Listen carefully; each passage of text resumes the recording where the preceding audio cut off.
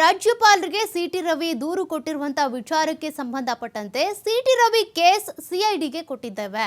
ಇನ್ನು ಸಿಟಿ ರವಿ ಹೇಳಿದ್ದಾರಾ ಇಲ್ವಾ ಅಂತ ಎಫ್ಎಸ್ಎಲ್ ರಿಪೋರ್ಟ್ ಬರಬೇಕಾಗುತ್ತೆ. ಎಫ್ಎಸ್ಎಲ್ ನಿಂದ ರಿಪೋರ್ಟ್ ಬಂದ ಬಳಿಕ ಅದಕ್ಕೆ ಸಂಬಂಧಪಟ್ಟಂತೆ ಕ್ರಮ ತೆಗೆದುಕೊಳ್ತೀವಿ. ಬೆಂಗಳೂರಿನಲ್ಲಿ ಸಿಎಂ ಸಿದ್ದರಾಮಯ್ಯನವರು ಪ್ರತಿಕ್ರಿಯೆ ಕೊಟ್ಟಿರೋದು. ಮಹಿಳೆಗೆ ಅವಮಾನ ಆಗೋ ರೀತಿ ಮಾತಾಡಿದ್ದಾರೆ ಎನ್ನುವಂತ ಆರೋಪ ಇದೆ. ಈ ಆರೋಪದ ಆಧಾರದಲ್ಲಿ ಎಫ್ಐಆರ್ ದಾಖಲಾಗಿದೆ. ಪ್ರಕರಣವನ್ನ ಸಿಐಡಿಗೆ ಕೊಟ್ಟಿದ್ದೇವೆ ಅಂತ ಸಿದ್ದರಾಮಯ್ಯನವರು ಮಾತನಾಡಿದ್ದಾರೆ.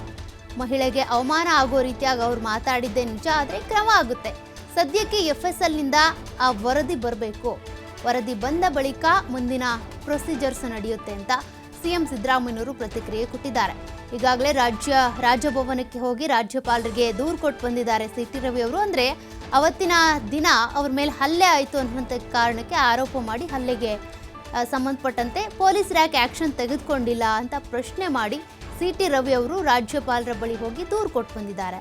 ಇದಕ್ಕೆ ಸಂಬಂಧಪಟ್ಟಂತೆ ಸಿದ್ದರಾಮಯ್ಯನವರು ಪ್ರತಿಕ್ರಿಯೆ ಕೊಟ್ಟಿರೋದು.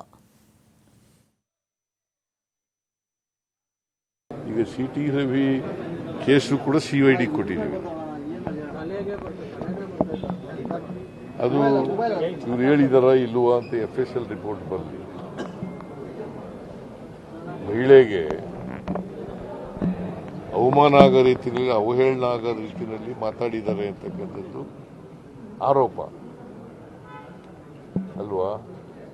ಆರೋಪದ ಆಧಾರದ ಮೇಲೆ ಸಿಟಿ ರವಿಗೆ ಎಫ್ಐಆರ್ ಆಗಿದೆ.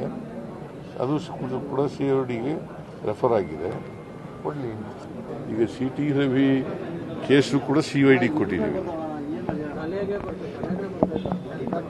ಅದು ಇವ್ರು ಹೇಳಿದಾರ ಇಲ್ವಾ ಅಂತ ಎಫ್ಎಸ್ಎಲ್ ರಿಪೋರ್ಟ್ ಬರಲಿ.